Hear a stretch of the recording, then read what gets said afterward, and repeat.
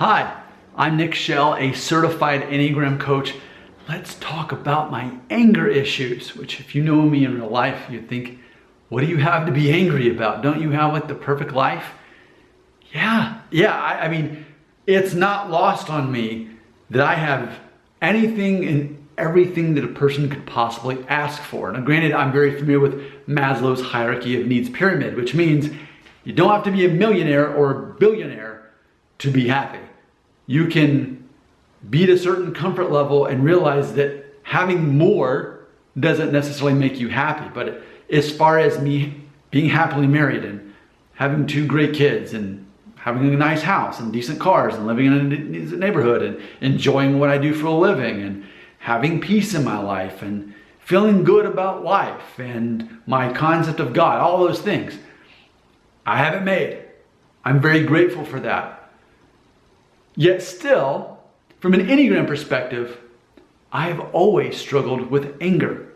And if you're Enneagram 9, I can assure you, you're going to relate to this video. Now, specifically, 9s are in the middle of the whole fear umbrella, as I like to call it.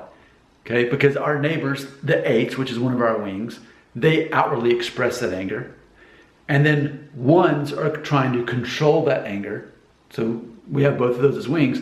But as Enneagram 9s, we have a strange relationship with anger because we're sort of, we're trying to numb ourselves from it, or distance ourselves. We're in denial, we're withdrawing from our anger. But ultimately, in theory, we're the angriest of all of the Enneagrams, if you ask me. But we don't look like it, and we don't act like it, but we still process that anger. I want to share this with you. When I was a little boy in the 80s, I was watching the reruns in the summer of the TV show, The Incredible Hulk, that ran from 78 to 82. So by the time I was, first and second grade, in the summers, they were showing reruns. And I loved The Incredible Hulk TV series. I could relate to this guy.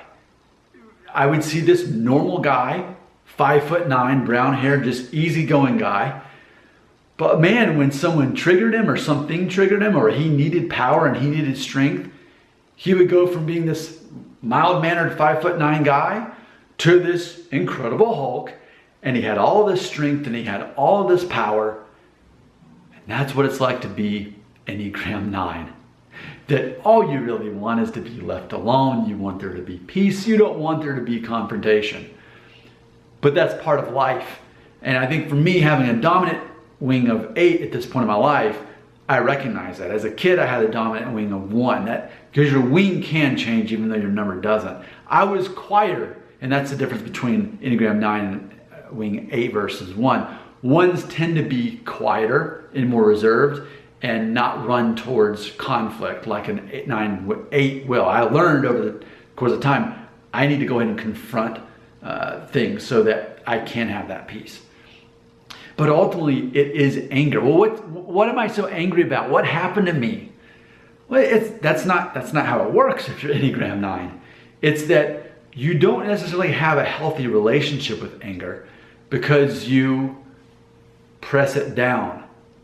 And it comes out in different ways. So for example, even though my dominant wing is 8, I still have a 1 wing, as all 9s do.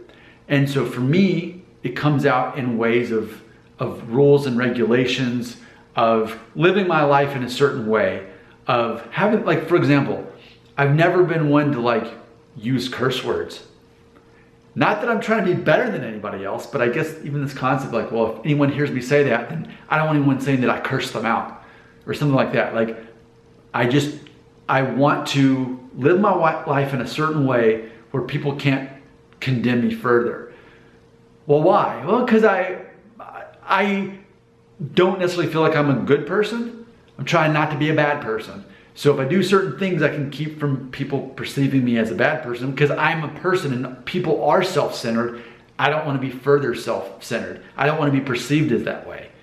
So if we're being honest, most of us do care what people think. I care that people don't see me as self-centered or selfish or immature. So I want to do certain things and live my life in a certain disciplined way to where I can't be attacked as far as being a certain negative light, how I can be perceived. So, but that's anger though. I'm still trying to, maybe it's in some sense a sense of anger that I'm human, that I am not perfect, and that I let people down, and I'm so hard on myself. So because I'm so hard on myself for how I let people down regularly, just by being a human being, and I disappoint people, that makes me angry. So then I try to modify my behavior and live a certain way so that as often I won't let people down. And then I've got an 8 wing in there too that ultimately wants to be in control and wants power and doesn't want people telling me what to do. Well, why? Well, because I'm angry when people tell me what to do, because I just want to be left alone, and I don't want to have to be responsible for making other people happy, but I constantly am as an Enneagram 9. I'm very much a people pleaser, though I'm not the kind that caters to do whatever people need. I basically try to be a person to where I don't ask a lot of other people so that they don't ask a lot of me. But there's still this concept of, I have a really strange relationship with anger. So do I have anger issues? Not necessarily. I mean, what's funny is I've never punched through a wall. I've never punched a person. I've never been in a fight. I have a history of breaking up fights and preventing fights with other people by intervening and keeping other people from being in fights. Yeah. But as far as me really expressing anger, no, it's through this weird version of control. So I would say that 9s have, in theory, some of the worst anger issues that anyone would ever know. But because we have this tendency of repressing it or trying to control it, it's not as obvious. And that may seem healthy, and it can be, and it often is.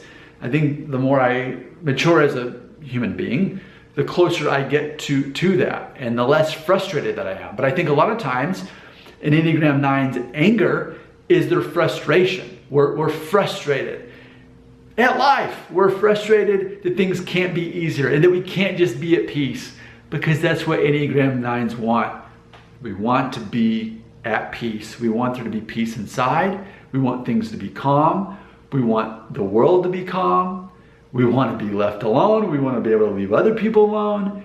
And just by being alive, you can't have that. So I think some of us Enneagram 9s are angry because we can't have peace. And we're trying to sort that out the best we can. So I would love to hear from you if you can relate to what I'm saying here about this whole concept of, like, Enneagram 9s have a lot of anger. We have anger issues. We just don't express it. We don't put it on display in the same way that other people might see how that is.